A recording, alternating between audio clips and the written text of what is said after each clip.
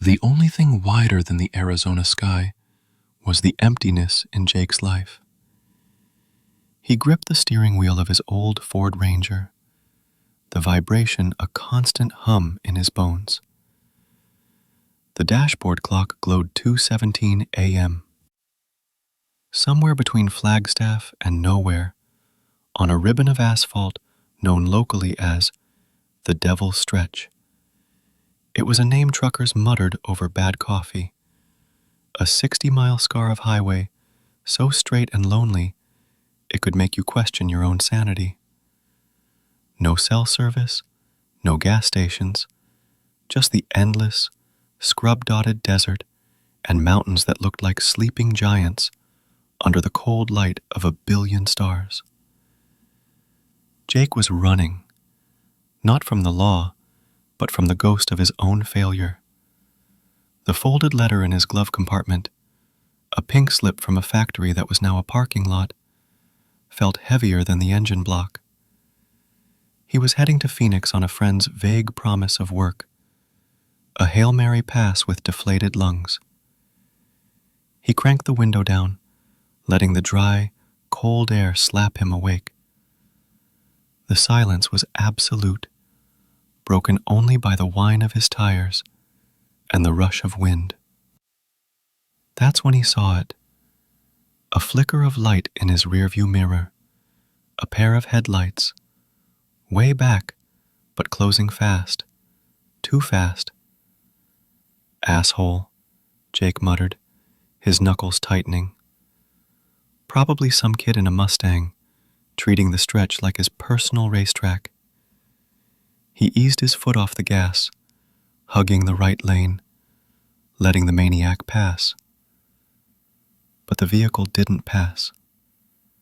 It slowed, matching his speed, sitting about 50 yards behind him. It was a truck, an old, boxy Bronco, or maybe a Blazer, painted a nondescript dark color that swallowed the starlight. Its headlights were oddly bright, piercing, with a faint yellow tinge to them. Jake felt a prickle on the back of his neck. Just a coincidence. He's probably on his phone. He sped up. The truck sped up. He slowed down. The truck slowed down. For 5 miles, they performed this silent, unsettling dance. Jake's heart began to thump a little harder against his ribs. This wasn't road rage. This was a predator sizing up its prey.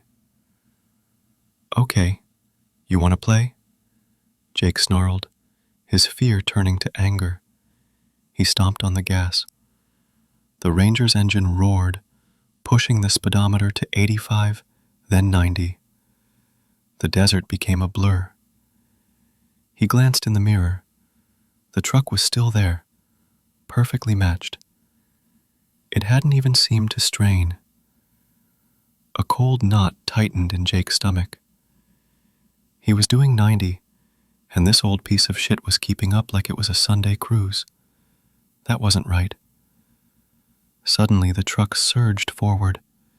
It closed the distance in a heartbeat, pulling into the left lane until it was perfectly alongside him. Jake risked a glance over. The windows were tinted pitch black, impossibly dark. He couldn't see a driver, a silhouette, nothing. Just a wall of reflective darkness, his own terrified face staring back at him from the passenger window. Then, the truck started to edge over. It was a subtle move, just a nudge into his lane. Jake yelped, swerving onto the dusty shoulder. Gravel peppered the undercarriage.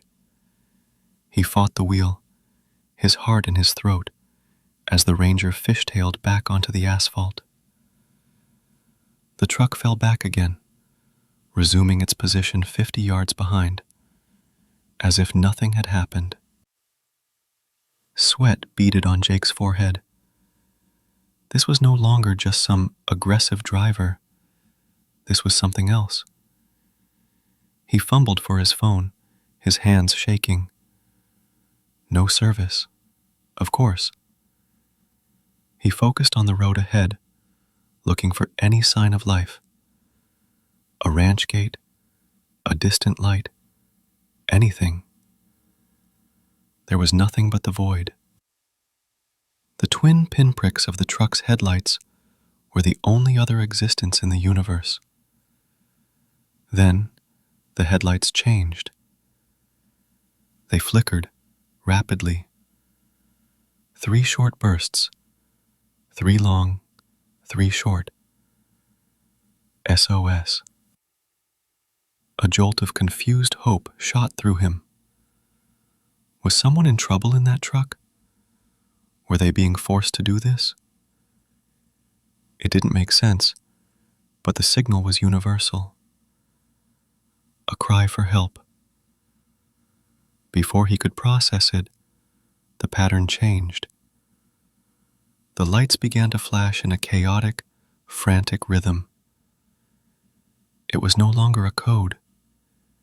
It was a seizure of light, a visual scream. Then, as suddenly as it started, it stopped. The lights returned to their steady, predatory glow. Jake's breath hitched. He was hyperventilating. He had to get away. He saw a sign, bleached and pockmarked by shotgun pellets. Sage Creek Crossing, 5 miles. It was nothing, just a dip in the road where a creek sometimes flowed after rains. But it was a landmark. Maybe he could lose them there.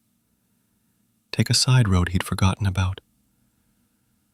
The miles crawled by. The truck was his constant, silent shadow. As he approached the crossing, he saw the small, single-lane bridge that arched over the dry creek bed. And he saw something else. A figure. Standing on the bridge, silhouetted against the starry sky. A hitchhiker. Hope, desperate and foolish, flared in his chest. A witness. Another person. He slammed on the brakes, the Ranger skidding to a halt just past the bridge. He leaned over, flinging the passenger door open. "Get in," he yelled. The figure moved with an unnatural smoothness, sliding into the passenger seat without a word. The door slammed shut, as if pulled by an invisible hand. Jake hit the gas, tires screeching. He glanced in the rear view. The dark truck was just sitting there on the bridge, its headlights illuminating the empty space where the hitchhiker had been. It didn't follow. "Jesus Christ, man," Jake panted, his body trembling with adrenaline. "You have no idea what I just..." He turned to look at his passenger. The man was gaunt, his skin pale and waxy under the dashboard lights. He wore an old, dusty suit that looked like it was from another century. He was completely dry, despite the fact it hadn't rained for weeks. And he was cold. A deep, radiating chill poured off him, fighting the Ranger's struggling heater. "Thanks for the ride," the man said. His voice was dry as dust, devoid of inflection. Yeah, sure," Jake stammered, focusing on the road. There was a truck, a crazy guy. He was chasing me. "I know," the man said. Jake's blood ran cold. How could you know?" The man didn't answer. He just stared straight ahead, his hands folded neatly in his lap. "You're heading to Phoenix?" "Yeah. A long drive. You must be tired." The simple statement seemed to amplify Jake's exhaustion tenfold. His eyelids felt like lead weights. He shook his head violently. "I'm okay." "Pull over," the man said, his voice soft but insistent. "It's not safe to drive when you're tired." "I can take a turn." "No," Jake said, a spike of fear piercing the fatigue. "I'm good, really." He glanced in the rearview mirror again. The headlights were back. They were closer now, filling the entire mirror with their sickly, yellow glow. "He's back," Jake whispered. The passenger slowly turned his head, the movement stiff, creaking. He looked out the back window, then back at Jake. A faint, sad smile touched his lips. He never left. The truck rammed them. It wasn't a nudge this time. It was a full-force, metal-on-metal impact that shattered the silence and sent the Ranger careening across the highway. Jake screamed, fighting the wheel as the world became a whirl of desert and sky. The truck hit them again, a relentless battering ram. "Stop, please," Jake yelled, though he knew no one was listening. His passenger was perfectly calm, still staring ahead. "He doesn't like it when we pick up hitchhikers." The Ranger's tires caught the soft shoulder. Jake lost control. The world turned over. Metal screamed. Glass exploded. The Ranger rolled, once, twice, tearing through the scrub, before coming to a jarring, final rest on its roof. Silence. A deep, ringing silence, broken by the tick, tick, tick of the dying engine and the drip of fluids. Jake hung upside down, held by his seatbelt. Pain bloomed in his shoulder and head. The world was inverted. Through the shattered windshield, he could see the star-dusted sky and two yellow headlights parked 100 feet away. He fumbled for his seatbelt release, groaning as he collapsed onto the roof. He crawled, kicking away broken glass, towards the passenger window, which was now a gaping hole. He had to get out. He had to run.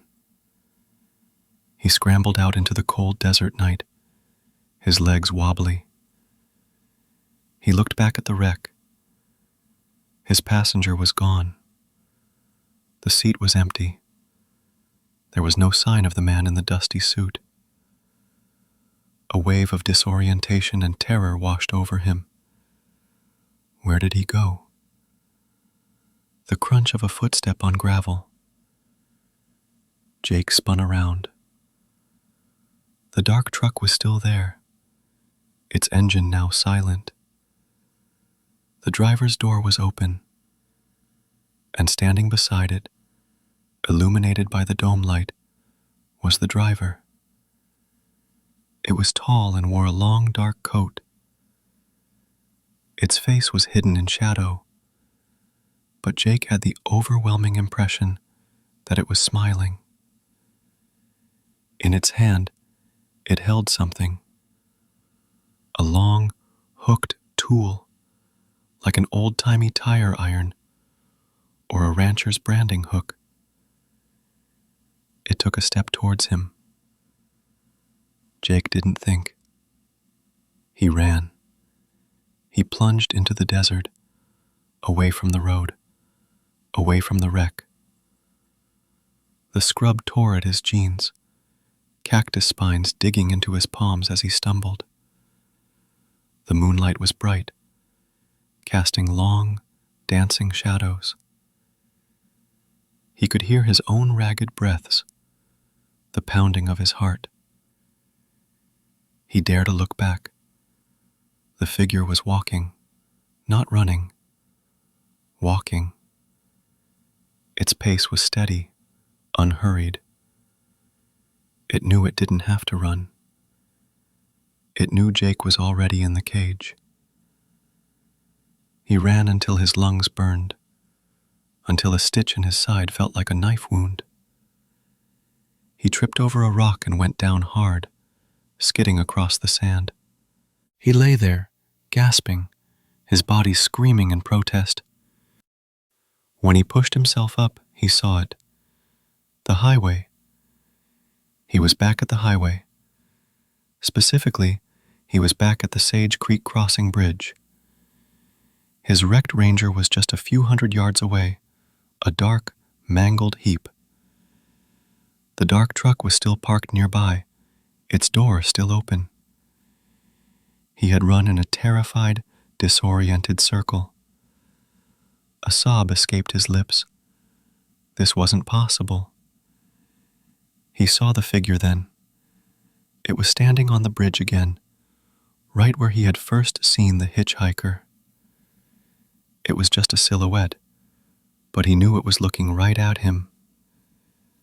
It raised an arm, and with the hooked tool, it gestured for him to come closer. Number. No, no, no. Jake turned and ran parallel to the road, desperate to break the loop. He ran until his legs gave out, collapsing behind a large, skeletal Joshua tree.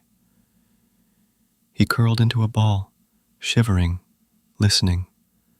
Silence. Maybe he'd lost it.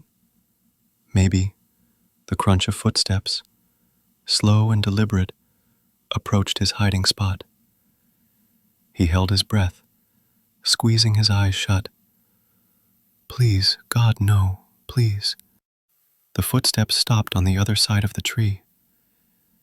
He could feel a presence, a wave of cold that had nothing to do with the desert night. A voice, dry as a rattlesnake's whisper, spoke from right above him. Tired yet? Jake screamed. He scrambled away, crab-walking backward, looking up. The figure stood over him, its face still a pool of shadow under the wide brim of a hat he hadn't noticed before. The hooked tool glinted in the moonlight. "Who are you?" Jake shrieked. The figure tilted its head. A guide. This stretch of road. It's a waiting room. Some of us are just waiting for a ride. Others of us, we work here. It took a step forward. Jake scrambled back, but his back hit another Joshua tree. He was trapped. "I'm giving you a choice, Jake," the thing whispered, and the use of his name sent a fresh wave of terror through him. "You can wander out here until the sun and the coyotes take you, or you can get back on the road." "The road?" Jake whimpered. "The road never ends," the figure said, and he could hear the grin in its voice now. "It just changes drivers." It gestured with its hook towards the highway. Parked on the shoulder, right where Jake had first stopped, was a vehicle. It was an old, boxy Bronco, a dark color. Its headlights were off, but Jake knew, with a soul-deep certainty, that they would have a faint yellow tinge. The figure was offering him the truck. It was offering him the job. The figure began to turn away, melting back into the shadows. "The next one who's running, he'll be along soon. They're always running." Jake was alone. The first hints of dawn were painting the eastern sky a sickly purple. He looked from the rising sun to the dark truck on the shoulder. The choice was an illusion. Death in the desert, or damnation on the asphalt. He didn't know how long he sat there, but when he finally stumbled to his feet, his body moved with a numb resolve. He walked towards the dark truck. The door was unlocked. The keys were in the ignition. He slid inside. The interior smelled of dust and something older, like dry rot. He looked at himself in the rearview mirror. His face was pale, his eyes hollow. He looked like the hitchhiker. His hands trembled as he turned the key. The engine roared to life, unnaturally strong. He flipped the headlights on. They cut through the fading darkness with a piercing, yellow glow. He pulled onto the Devil's Stretch, the tires humming on the asphalt. He drove in a daze, the endless yellow line pulling him forward. He was so tired. A few miles down the road, he saw a flicker in his rearview mirror. A pair of headlights, way back, but closing fast. Too fast.